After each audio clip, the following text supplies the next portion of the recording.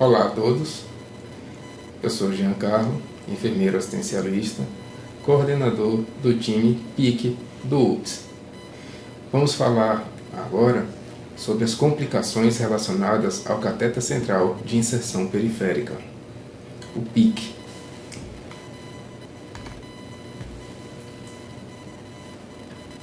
Quando terminar esta apresentação, nós esperamos ter alcançado o objetivo de pontuar as principais complicações relacionadas ao PIC e orientar quais as medidas e cuidados que devem ser adotados diante dessas complicações.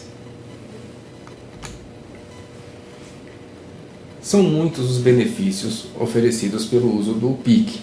Dentre eles estão a terapia endovenosa prolongada, e aqui a gente fala de terapia, pode ser até por mais de 6 meses, tá? Já temos experiências e relatos de pacientes em uso de catéter de inserção periférica por 8 meses. Né? Em casos de pediatria, tem relatos de 1 ano. Tá? Então, nós temos a redução do número de punções periféricas. A inserção do cateter pode ser feita beira-leito, então eu não preciso de grandes aparatos, né, para poder passar esse cateter. E maior liberdade de movimento para o paciente. São muitos, né, os benefícios, mas não podemos deixar de entender que existem complicações associadas. Conhecê-las e saber como manejá-las será relevante a fim de minimizar os danos ao paciente e aumento das chances de manutenção da via de acesso venoso. Porque perder um catéter PIC o mesmo, na verdade, é perder um catéter central, né? A chance de implementar uma terapêutica duradoura, né? E muitas vezes por ações que podem ser feitas no cotidiano, garantindo a permeabilidade ou a integridade, a manutenção desse dispositivo. Quais são essas complicações? Então, eu tenho complicações imediatas, a inserção do PIC, e complicações mediatas, a manutenção desse PIC. Tá? Vamos falar de cada uma delas de forma breve. Complicações imediatas, a inserção, ou seja, aquelas que podem ocorrer no momento, né, ou ligeiramente após a inserção dele. Então, arritmia cardíaca, dor, embolia pulmonar, hematoma de punção e localização irregular do catéter. Quanto às complicações mediatas à manutenção do PIC, são complicações que poderão ocorrer, ou que ocorrerão, durante o uso, o manuseio dele. Tá? Flebite, deslocamento do catéter, obstrução do catéter, infecção relacionada ao catéter. Vamos falar um pouco de cada uma delas. Complicações imediatas à inserção do PIC. Arritmia cardíaca. Qual é a causa principal? Durante a inserção desse catéter, lembra que já foi dito, o catéter PIC é um catéter central, que a inserção é periférica. Eu sempre estou apontando para o braço, porque o primeiro lugar de escolha, né, a veia basílica, né, na face interna do braço, geralmente o braço direito, pela menor distância para a área central. A ponta desse catéter vem para a junção cavo-atrial. E muitas vezes, na inserção dele, a ponta pode ou vai tocar no nó sinusal, né? E nisso pode deflagrar um ataque cardíaco. O paciente, no momento em que é preparado para a inserção do catéter, ele estará monitorizado. E é nesse momento que a gente vai perceber se há alteração ou não. Então, quando essa ponta de catéter está muito baixa, ela estimula o sistema de condução de excitabilidade cardíaca. Então, a manifestação clara é ataque cardíaco. O paciente, inclusive, pode referir não só durante a inspeção, né, ou a visualização no monitor, mas você tem também a referência do paciente, que vai relatar a palpitação. Então, ele referiu, o que é que eu posso fazer? Reposicionar o catéter. Como isso é durante a inserção, fica mais fácil de resolver, né?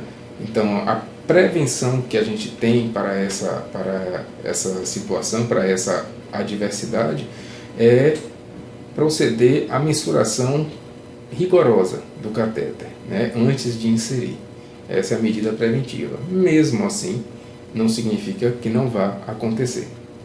Tá? Então, o cuidado é reposicionar o catéter. Dor. Quais as causas principais?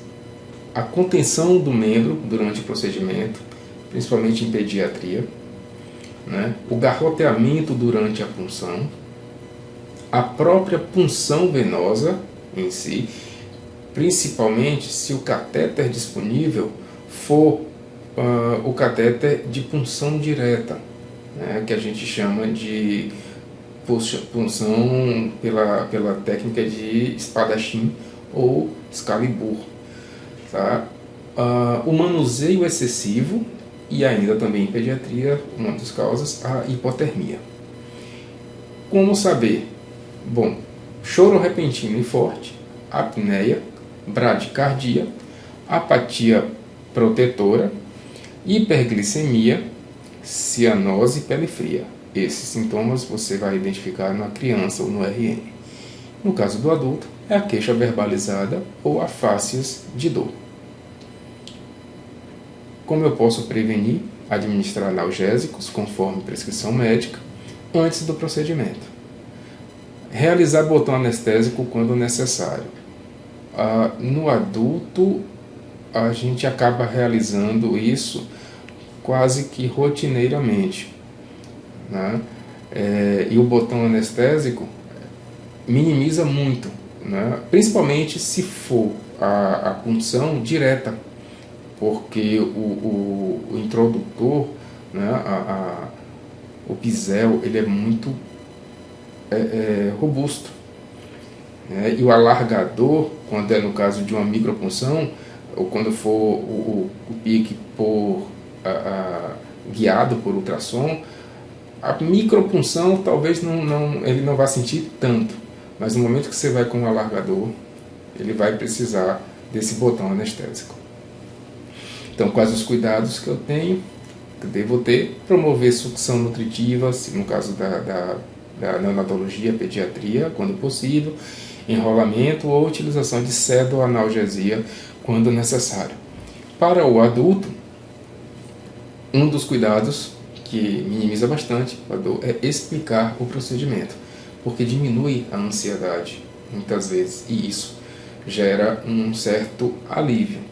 O paciente num alto grau de ansiedade, ele vai sentir muito mais dor. Embolia pulmonar, né? A gente como causa não é tão comum, mas são situações que podem vir a acontecer e a gente precisa saber o que fazer, né? Quais as causas? Ruptura de catéter e entrada de ar no circuito. Você tem como manifestação clínica logo de cara a cianose, a hipotensão arterial, ataque cardíaco e dor. Como eu posso evitar essa entrada de ar no sistema? Torneiras fechadas, né, ou as tampas, né, devidamente fechadas. Manusear o catéter com cuidado. No caso de retirada para uma nova punção, manter a oclusão, tá, do introito que foi gerado na hora da punção, ok? Posicionar a criança, o RN, o adulto em decúbito lateral esquerdo, na posição de Trendelenburg, é o cuidado preditivo. Oferecer oxigênio umidificado por meio de catéter, máscara de Venturi ou água de concentração e volume indicado, comunicando ao médico assistente, né, logo de imediato. Hematoma. O hematoma de punção, ele ocorre pela transfixação de vaso, né? Normalmente quando você tem uma tentativa mal sucedida de punção. E isso pode acontecer em acesso periférico, também em acesso central, né? O tempo de compressão insuficiente para hemostasia após essa punção, o garroteamento por tempo prolongado e remoção do dispositivo intravenoso ou dificuldade de progressão desse catéter. São situações que podem gerar a formação desse hematoma. Quais as manifestações clínicas? Dor, edema, extravasamento de sangue, que você vai visualizar, né, aquela área arroxeada com um acúmulo de sangue. Posso prevenir realizando compressão local, né, até a hemostasia total, sendo que essa compressão deverá ser feita continuamente, 2 a 3 minutos, né, depender do paciente.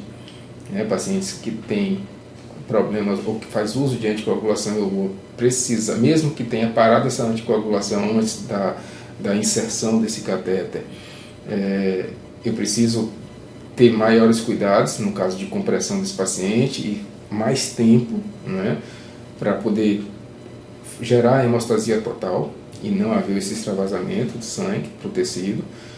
E no caso de puncionar, retirar o garrote o quanto antes, né? Mesmo que aconteça de eu puncionar, errar, se errou, tira o garrote. Você tira o garrote de imediato e comprime o local. Quais os cuidados que eu devo ter no caso desse hematoma? Realizar terapia térmica. A terapia térmica vai envolver compressa gelada, né, pelo menos no início, nas primeiras 24 horas, em alguns casos até alternando, se já houver a formação do coágulo, então eu alterno, sendo que a última aplicação é gelada. Elevar o membro funcionado acima do nível do coração, esse paciente vai ficar com o braço suspenso, né, até por questão gravitacional, e avaliar a evolução desse hematoma diariamente. Esses são os cuidados para esse hematoma de punção. Localização irregular do catéter. Como pode acontecer? A transfixação da veia pelo introdutor.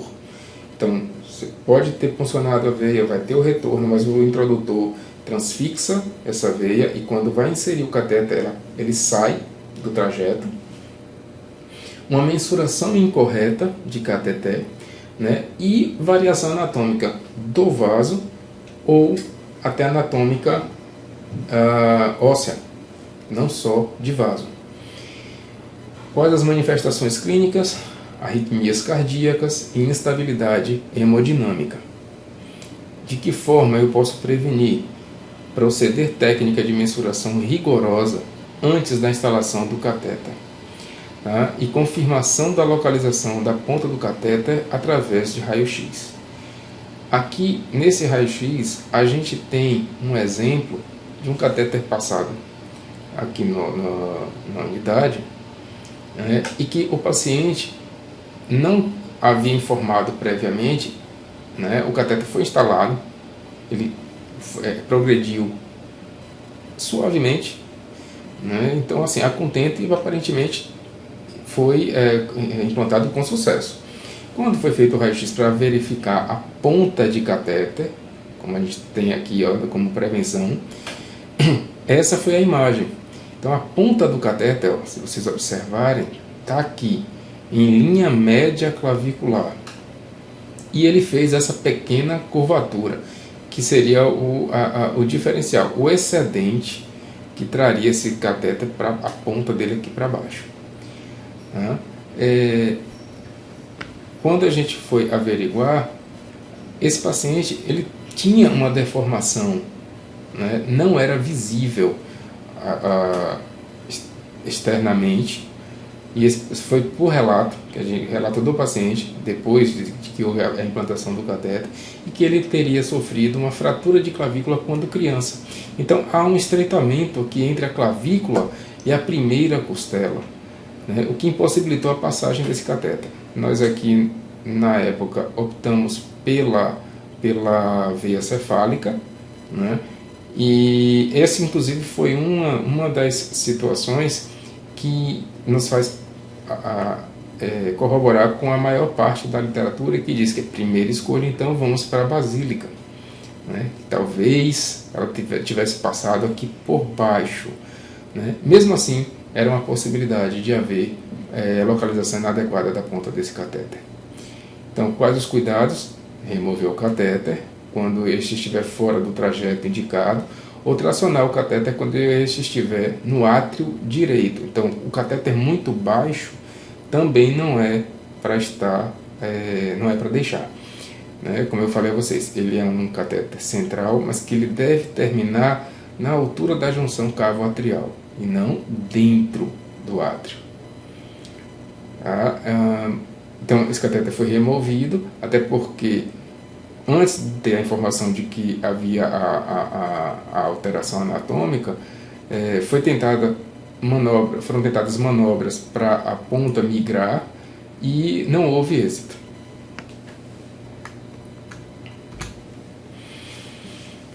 Agora nós falamos sobre as complicações mediatas à inserção do PIC.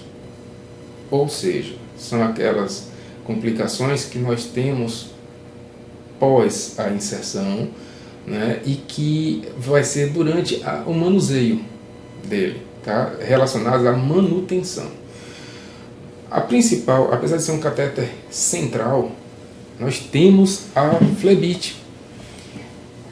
E essa flebite, no caso do catéter PIC ou do SIC, que é o catéter central de inserção central, o comum que a gente chama de CVC, né, ele pode acontecer uma flebite como causa, tendo sua causa mecânica, que é durante o trauma, durante a inserção. Esse catéter pode gerar o estresse do vaso, justamente pelo contato com a parede. Só o fato de puncionar já causa uma injúria na parede do vaso, né, na íntima. Então, isso já deflagra um processo irritativo. Mas o lumen do catéter, né, o tamanho dele, que é o que a gente chama de frente, se ele tiver maior, né, ocupando mais que 2/3 da luz do vaso, isso tem uma tendência muito forte a gerar a irritação do vaso, a parede do vaso, e causar uma flebite mecânica. Ela se evidencia de 48 a 72 horas após essa inserção, ou após a retirada do dispositivo. E no caso de uma flebite química, no caso do central, o que pode gerar ela é o talco da luva estéril no catéter. Então a gente procura ter sempre o cuidado de manipular o catéter durante a inserção com as pinças, justamente por conta do talco da luva, para não carrear para ela e, uma vez inserindo o catéter, ele levar esse talco, tendo contato com a parede do vaso, gerar uma flebite química. Tá? E a flebite infecciosa, que é uma inflamação associada à infecção. Pode ser causada por técnica asséptica inadequada durante a inserção e manutenção do catéter. Eu tenho as manifestações clínicas, que seriam dor, calor, hiperemia, edema, presença de estria, cordão venoso palpável, drenagem de secreção purulenta pelo ósteo durante o local da inserção do catéter. Daí a importância do curativo transparente, para que a gente possa visualizar a drenagem ou não de secreção. A hiperemia, o cordão de hiperemia que é formado. Então, o catéter, apesar de ser central, ele pode mostrar essa alteração e deverá ser avaliado para a retirada ou não. Dor, se observarem, a dor está presente em muitas das manifestações das complicações.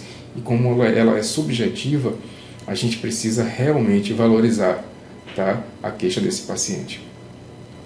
Como eu posso prevenir essa flebite? Então, utilização de cateteres com calibres adequados. Não adianta um calibre, pega um catéter com calibre mais grosso para infundir mais rápido, para ele ficar mais fluido. Não é isso que vai garantir, tá? Eu tenho uma complicação associada ao tamanho dele e eu preciso ficar atento, tá, a esse calibre escolhido. Técnica de inserção lenta e gradual, não forçar por conta das válvulas, as válvulas venosas.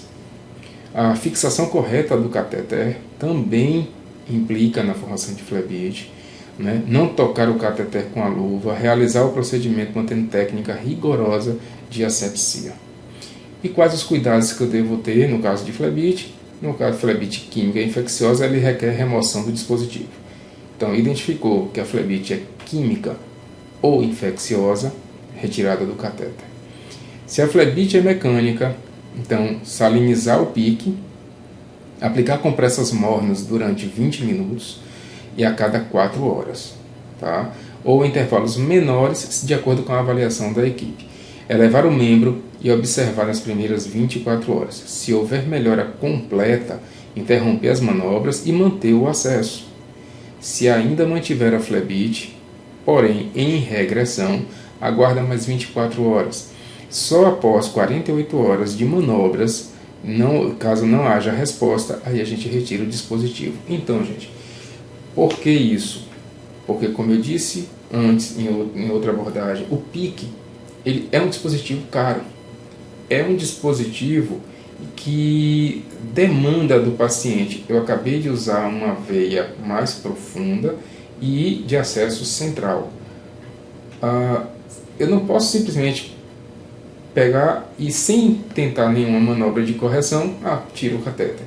Até porque não vai dar para passar outro simplesmente. Tá?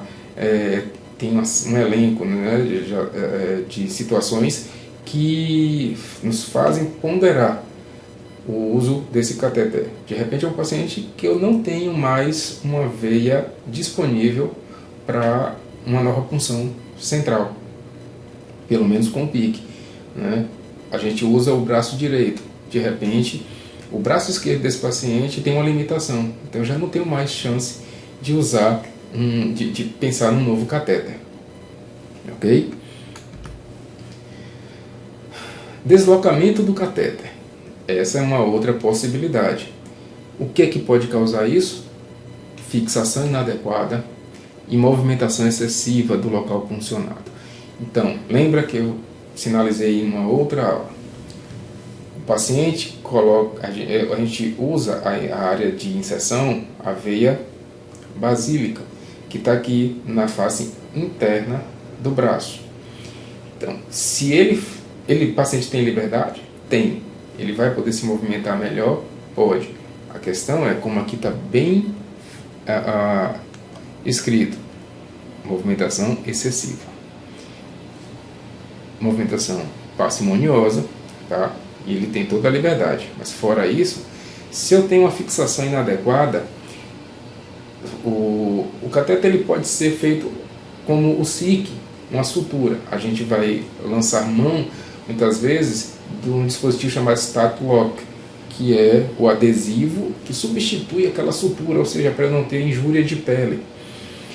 Mas se eu tenho uma fixação inadequada, e vamos dizer que ela solte, ou até que seja sutura, e quantas vezes a gente vê o acesso que tem a sutura rompida.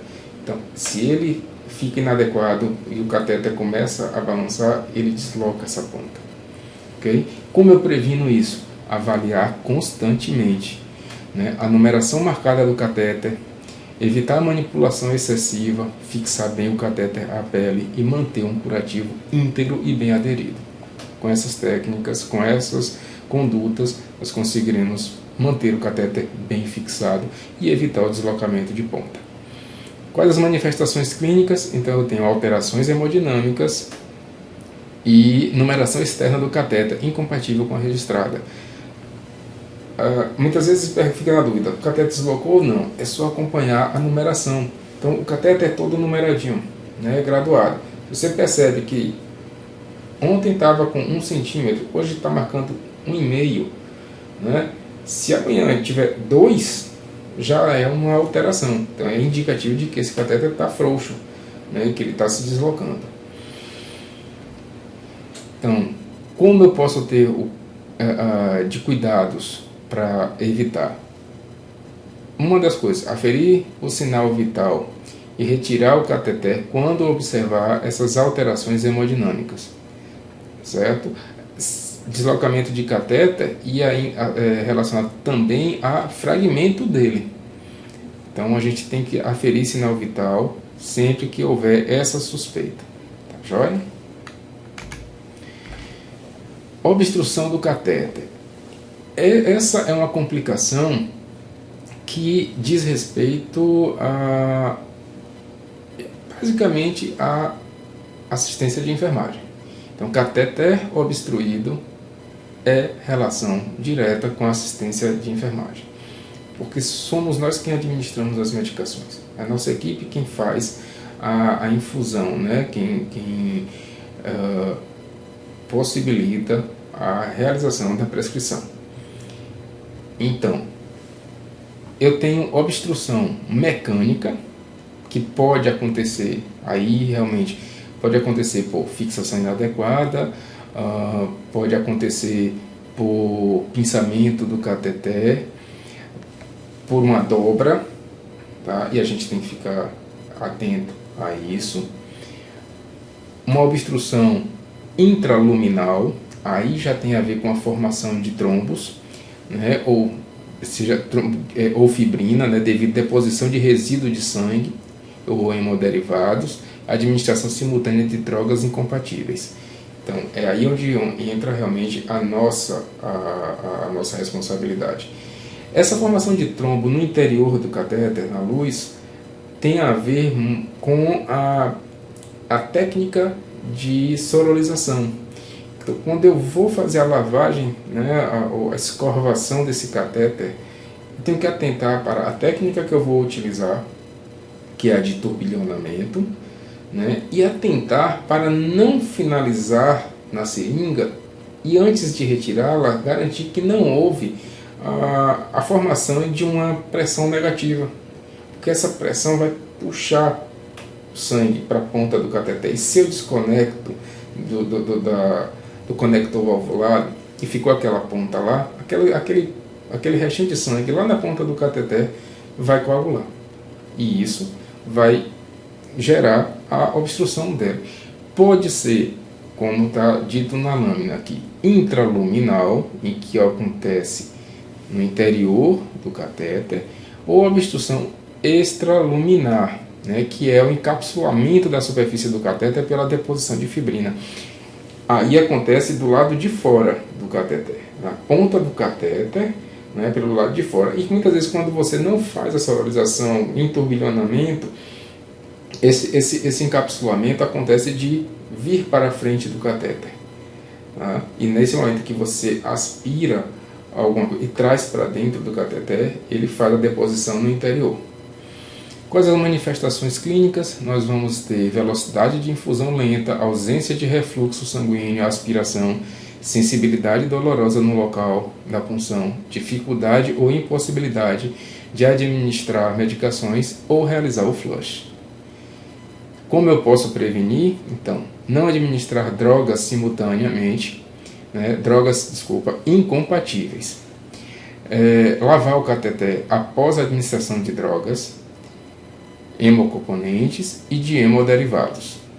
Garantir infusão contínua, sendo que essa infusão contínua, hoje, ela pode ser até suprimida se eu tiver os dispositivos, por exemplo, de conectores valvulados. Porque o conector valvulado, com a sorolização por turbilhonamento, e quando você faz a selagem, ele pode ser fechado por pressão positiva, e isso evita que haja o refluxo de sangue. Então, se o cateter, inclusive, for valvulado, já é uma chance a menos de haver essa obstrução por coagulação. Tá? Não infundir hemocomponentes e coletar sangue em cateteres menores que 3 frentes. Lembrando que o cateter, se ele tem 3 frentes no caso que é o diâmetro, se ele for um duplo lumen, é dividido em 2, então ele fica 1,5 para cada lado. Então, o que é que acontece? Se eu coletar sangue nesse cateter, por um frente e meio, ele vai estar muito propenso a sofrer obstrução. Então, se ele for um cateter monolumen de 3 frentes, ok, posso fazer essa coleta, né? E até a infusão de sangue. Mas se for um duplo lumen, ele tem que ser a partir de pelo menos 4 frentes, tá? Para ter 2 frentes pelo menos. Tá? E aplicar a rotina de soro fisiológico em flush. Quais os cuidados? Então, desobstruir o catéter por meio de técnica de 2 seringas, que a gente também chama de three-way. Utilizar fibrinolíticos, se necessário, remover o cateter diante do insucesso das intervenções adotadas. Seguir a descrição das tarefas do POP, técnica de desobstrução de PIC. Essa é a parte que a gente espera não chegar, ter que sacar um cateter por conta de obstrução. A infecção relacionada ao cateter, essa também é uma outra adversidade que a gente espera não alcançar, espera não ter, porque é o ápice, né, da complicação. Quando você tem uma infecção relacionada a cateter, causada por preparo inadequado de pele, isso envolve a inserção, ok, utilização de antisséptico inapropriado, a manipulação do cateter e do sistema de infusão com técnica asséptica, a falha na técnica asséptica, né? Então, essa infecção, ela vai se manifestar por calor, rubor, dor, secreção no sítio da punção e febre. Hoje já tem algumas literaturas que colocam que a gente relaciona a infecção a catéter quando você tem uma janela de 48 horas depois da inserção do cateter. Se eu insiro o cateter, tem uma janela de 48 horas, aí aparecem esses sintomas, eu posso relacionar esse cateter. Se acontecer a inserção do cateter e em 24 horas, por exemplo, acontece o surgimento dessas manifestações, eu não vou de antemão relacionar esse cateter e sacar. Tem outras manobras, outras ações a serem adotadas até a conclusão de que deverá ser retirado o cateter. Qual a prevenção para a infecção relacionada ao cateter? E aqui é interessante que não é só relacionado ao PIC, a gente pode estender isso para todos os dispositivos intravenosos. A higienização rigorosa das mãos, indicação criteriosa do acesso vascular, treinamento da equipe para a implantação do PIC e manuseio, tá? Utilizar sistema fechado de infusão, preparo rigoroso da pele na implantação e manutenção, realizar a desinfecção das vias com álcool a 70 antes e após medicações. Aquela atitude simples, né, do scrub, que é você friccionar o algodão com álcool ou com clorexidina alcoólica, né, por 30 segundos é o suficiente.